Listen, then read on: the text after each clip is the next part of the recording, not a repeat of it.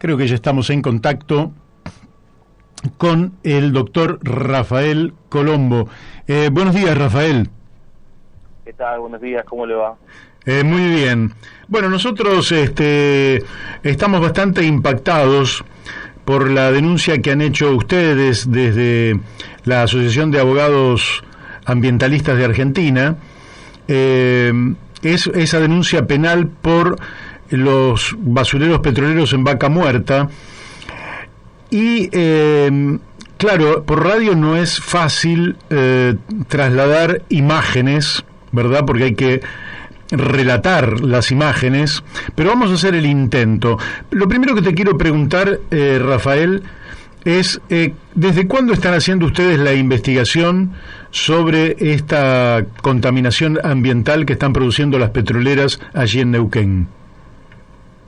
Bueno, la investigación se está llevando a cabo desde hace varios años y no se concentró solamente sobre el fenómeno que denunciamos puntualmente el pasado 27 de noviembre, sino que se concentra más globalmente sobre Vaca Muerta como yacimiento, sobre la modalidad de explotación que actualmente así se lleva a cabo mediante el uso de la técnica de la fractura hidráulica, y que por supuesto involucra muchísimas más aristas asociadas a la producción de hidrocarburos no convencionales en la República Argentina, con todo lo que se implica, ¿no? El punto de inflexión, nosotros siempre lo mencionamos, es el acuerdo YPF-Chevron del año 2013, la ley de soberanía hidrocarburífera impulsada en su momento por la expresidenta Cristina Fernández de Kirchner. Y bueno, en líneas generales nosotros observamos de que hay una serie de cuestionamientos específicos al interior de este análisis un poco más global que mencionaba, y bueno, sin lugar a dudas, uno de ellos es el de el tratamiento de las 720.000 toneladas de residuos petroleros, recortes de perforación, que en este caso puntualmente decía tiene acumulados sin ningún tipo de tratamiento las empresas como Comarsa. Ajá. ¿Qué es lo que hacen? Vamos a definir, ¿qué son los residuos de la explotación petrolífera por fracking? Los residuos son los desechos que producen las compañías petroleras, que producen YPF, Shell, Exxon, Petrol, las principales empresas que hoy están explotando Vaca Muerta, ¿no? Los casi 2.020 pozos que tiene el yacimiento, de los cuales 1.900 aproximadamente se concentran hoy en la provincia de Neuquén. Decía que son recortes de perforación, pueden ser semilíquidos o semisólidos, fundamentalmente en los que nosotros particularmente nos interesa, que son los que tratan empresas como Comarsa, Indarsa, Tritters, son los residuos semisólidos, es decir, lo que se denomina técnicamente como el cutting. Estos residuos contienen metales pesados, materiales radioactivos, y son transferidos por parte de estas empresas que explotan Vaca Muerta a otras empresas que en el eslabón del tratamiento acumulan estos residuos en plantas de tratamiento, que son plantas de tratamiento que ocupan terrenos públicos, es decir, terrenos cedidos por el Estado, y lo cual eso implica que cuando estas empresas se retiren de Vaca Muerta nos van a llegar un castigo ambiental que en el caso de Comarsa, en las plantas de Añelo y Neuquén, se cuantifica en 5.000 millones de pesos, aproximadamente. ¿5.000 millones de pesos? De pesos. El pasivo ambiental. Así es, aproximadamente. Pero lógicamente que un pasivo ambiental no tiene, digamos, un costo financiero, sino que básicamente tiene un costo en la vida, digamos. ¿Cómo estaría afectando esto, por ejemplo, el tema de las aguas o el tema del desenvolvimiento de la biodiversidad en esa zona? ¿Cómo estaría impactando? Bueno, el principal problema que nosotros observamos es que estos residuos, que en teoría tienen que ser tratados, no tienen ni tratamiento alguno. ¿Qué quiere decir esto? Que las empresas lo único que están limitando a hacer hoy es a acopiarlos indiscriminadamente, sin ningún tipo de tratamiento, medida de bioseguridad, en grandes piletones que no tienen impermeabilización, mezclándose estos residuos, estas 720.000 toneladas, con el agua, con la tierra, por supuesto con el aire, de los vientos de la región del sur, de la provincia de Neuquén, particularmente de la ciudad de Neuquén y también de Añelo, y al mismo tiempo los residuos, las plantas de tratamiento se emplazan sobre lugares que están muy cercanos a asentamientos humanos, donde, bueno, de barrios, donde habitan comunidades de manera permanente, como es el caso del Parque Industrial de Neuquén, que está a menos de 5 kilómetros de los principales del centro de Neuquén, y la planta de Añelo, que está a menos de 3 kilómetros de los principales lugares donde habitan de manera permanente cientos de vecinos. Entonces, las consecuencias son desastrosas desde todo punto de vista. A la cuantificación económica que le mencionaba anteriormente hay que agregarle este componente no cuantificable, como usted menciona, que es el daño irreversible que se produce sobre los ecosistemas y sobre la salud de la población.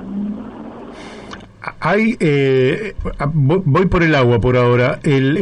¿Hay algún tipo de indicio de que el agua de consumo humano, la que se usan en las casas para distintas tareas, haya tenido algún tipo de contaminación fruto de esta acumulación de residuos tóxicos? Puntualmente hubo unos estudios que se realizaron en el marco de otra denuncia que impulsamos en el año 2018 junto con la Confederación Mapuche y Greenpeace Argentina contra la empresa Triter, que es otra de las empresas que lleva a cabo las tareas de tratamiento junto con Comarsa e Indarsa. En el marco de esa causa se realizó una toma de muestras de tierra y de agua y bueno, se arrojaron que los contenidos químicos de esas muestras estaban por encima de los permitidos. Nosotros en líneas generales también lo que planteamos es que las autoridades estatales y judiciales puntualmente tienen que profundizar la línea de investigación en función de los aportes que nosotros hicimos en el escrito presentado ante el Ministerio Público Fiscal de Neuquén, ¿no? Un escrito de más de 170 carillas que bueno, que contiene evidencia e información muy exhaustiva acerca de lo que está ocurriendo con estos basureros. Entonces, hay un deber por parte de las autoridades estatales en todos sus niveles, básicamente las autoridades administrativas de la provincia de Neuquén, las autoridades judiciales, en este caso de la Fiscalía Especial de Delitos Ambientales, de profundizar la línea de investigación con todas las pruebas y peritajes científicos que se tengan que llevar a cabo. De hecho, nosotros, en las medidas urgentes que hemos solicitado al final del escrito, precisamente pedimos la recolección de muestras, la toma de declaración testimonial, la clausura provisoria de la planta, la prohibición del ingreso de más residuos peligrosos de estas características, etcétera, etcétera. ¿Y seguís allí, Rafael? ¿Sí? Sí. ¿Y la legislación neuquina, porque tendríamos una legislación nacional, incluso la propia Constitución nacional, que daría cobertura a justamente estos reclamos que ustedes están haciendo? Ahora, ¿la legislación neuquina acompaña como para justamente avanzar en esa investigación y poder llegar a tomar medidas, y que esas medidas, cómo podrían llegar a impactar, eso desde lo jurídico, cómo podrían llegar a impactar desde el punto de vista de la producción? Porque en definitiva, mientras estén en producción, sin lugar a dudas, van a seguir produciendo desechos tóxicos. Sin lugar a dudas. Sobre eso diría como mínimo 3 cosas. La primera es que las autoridades provinciales no pueden sustraerse de la legislación con rango federal, constitucional y convencional en materia ambiental y particularmente en materia de residuos peligrosos. Hay una ley que es la 24051 que rige en todo el territorio de la República Argentina y que responsabiliza puntualmente al generador, al transportista, al tratador y al que hace la disposición final de este tipo de residuos peligrosos calificados como tal, con por supuesto los correspondientes tipos penales que responsabilizan a todo aquel acto de contaminación sobre la atmósfera o sobre el ambiente en general y sobre la salud humana. Eso por una parte. Después, a nivel provincial, Neuquén tiene legislación que de alguna forma es congruente, por lo menos en lo que tiene que ver con residuos peligrosos, con la normativa federal y que por supuesto establece en cabeza nuevamente estas empresas en todos sus eslabones, y reitero, generación, transporte, tratamiento y disposición final, y por supuesto las empresas tienen que cumplirlas, o sea que hay normativa de sobra desde el punto de vista constitucional, ambiental y penal para aplicar en relación a este tipo de actividades. Y después, en tercer lugar, también lo que diría es que las empresas, en líneas generales, tratan de evadir este tipo de normativa, y lo que nosotros observamos es que hubo un montaje de una ingeniería político-legal muy elaborada, que nosotros acompañamos con la prueba documental de nuestra denuncia, que tiene por objetivo garantizar que empresas como Comarsa pueden operar de la forma en que están operando sin ningún tipo de control, monitoreo, fiscalización y con absoluta impunidad. Hay decretos, hay ordenanzas municipales que ceden terrenos, las más de 50 hectáreas que suman los terrenos que tienen Comarsa entre la planta del Parque Industrial y la planta de Añelo.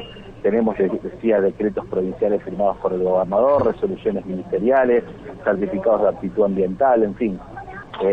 Un dispositivo legal, administrativo, que de alguna forma fue la condición de posibilidad para que Comarsa pueda llevar a cabo estas acciones, reitero, sin ningún tipo de control o fiscalización por parte de las autoridades administrativas competentes.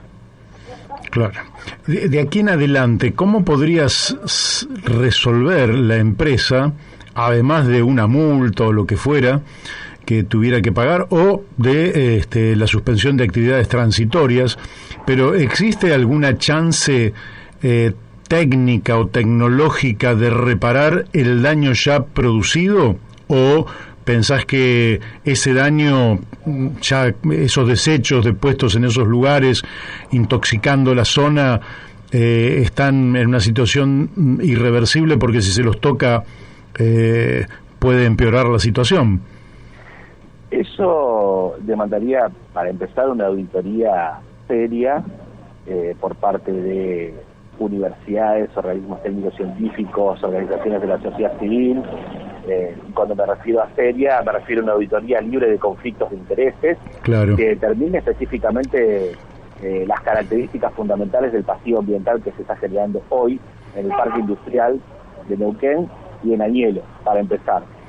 En segundo lugar, son, sin lugar a dudas, no solamente las empresas que tienen, en teoría, tratar estos residuos las responsables de llevar a cabo las acciones de saneamiento, sino que también son responsables las empresas que producen estos residuos.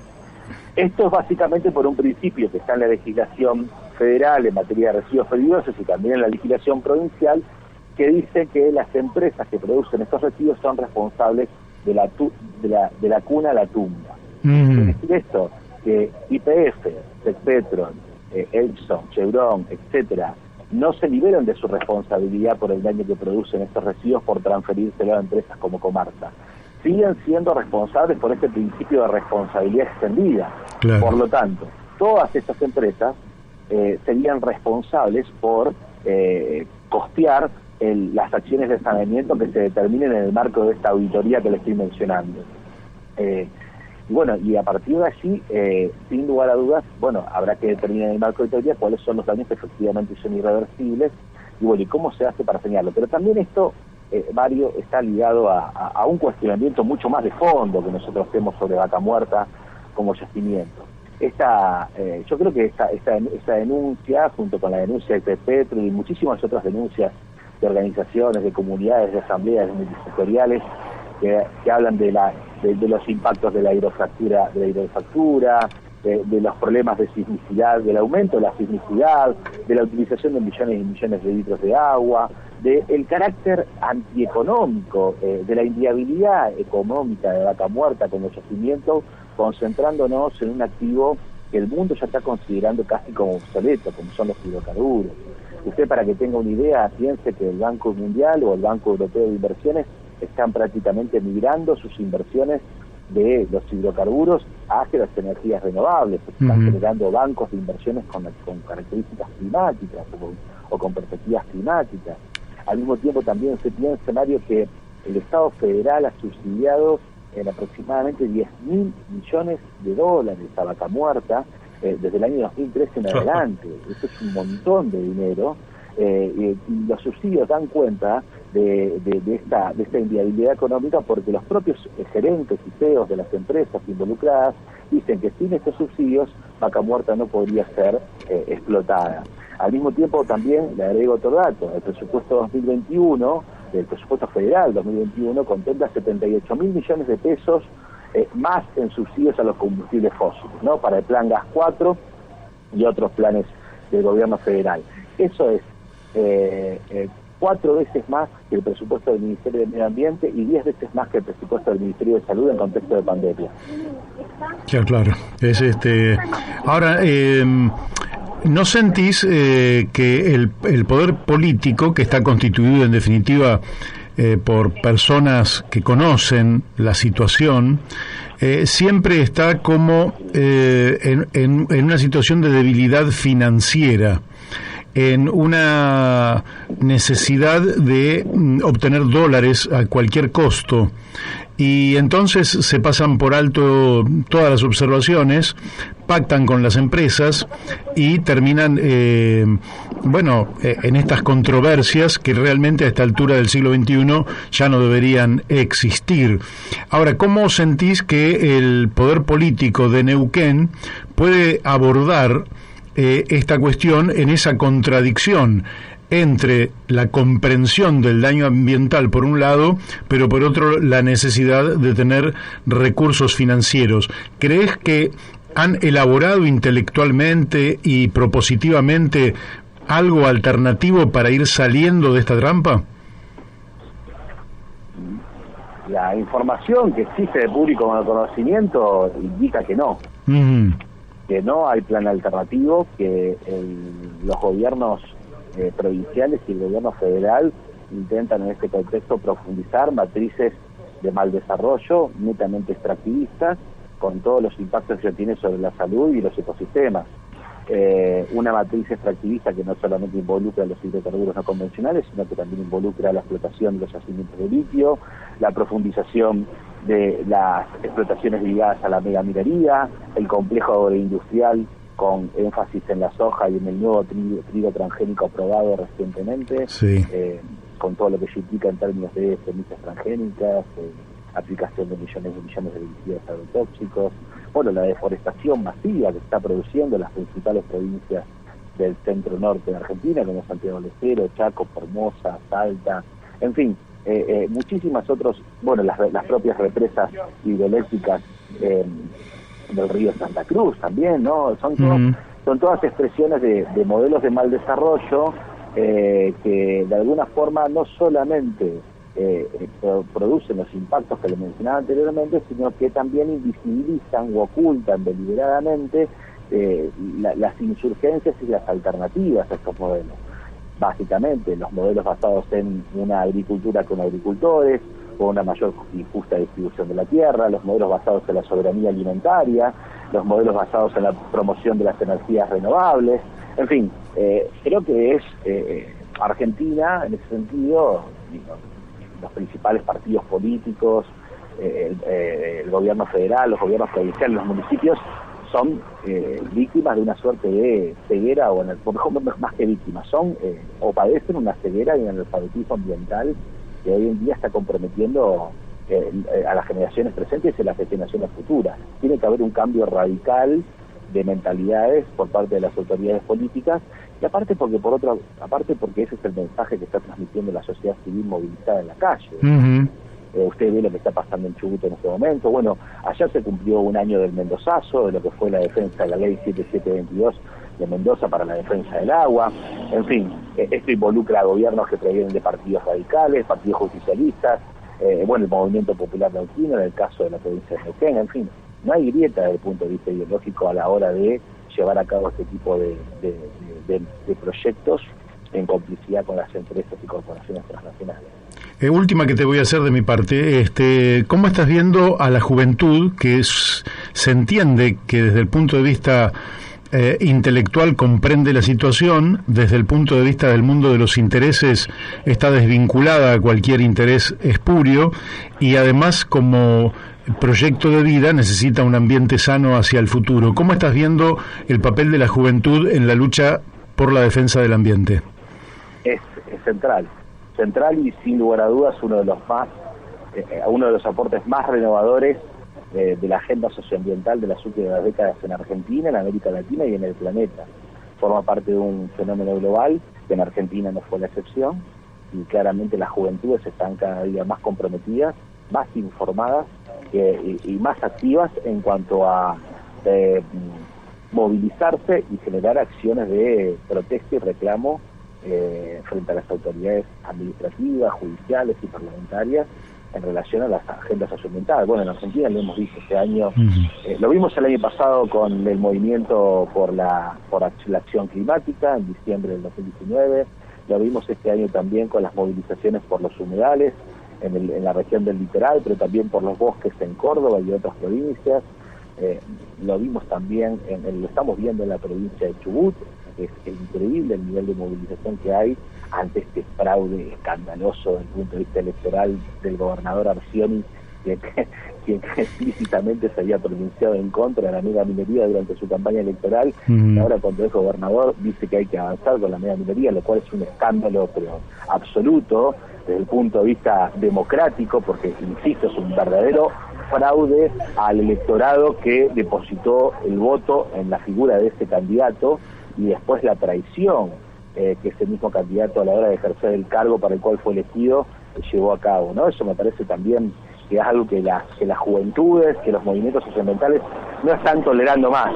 O sea, y eso también es una muy buena señal desde el punto de vista democrático y político, que no haya más tolerancia por parte, o mejor dicho, no se deje pasar este tipo de actitudes por parte de la clase política representativa, que puede decir una cosa en campaña y luego impunemente hacer exactamente lo contrario. Las juventudes tienen un rol central.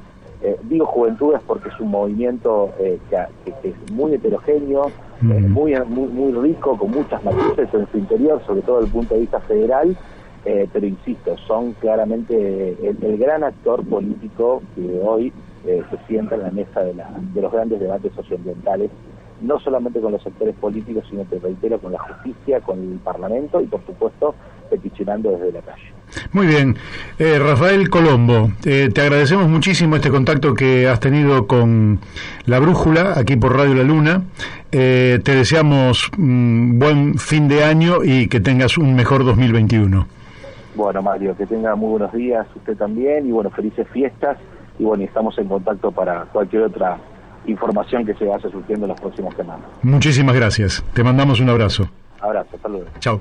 Bueno, ustedes lo han escuchado, de la Asociación Argentina de Abogados Ambientalistas. Qué suerte que tenemos asociaciones de abogados que se dedican justamente a defender los buenos. Son los buenos. Porque en definitiva, Daniel, cuando vos haces pelota a la naturaleza, no hay plata con la cual revertir esto.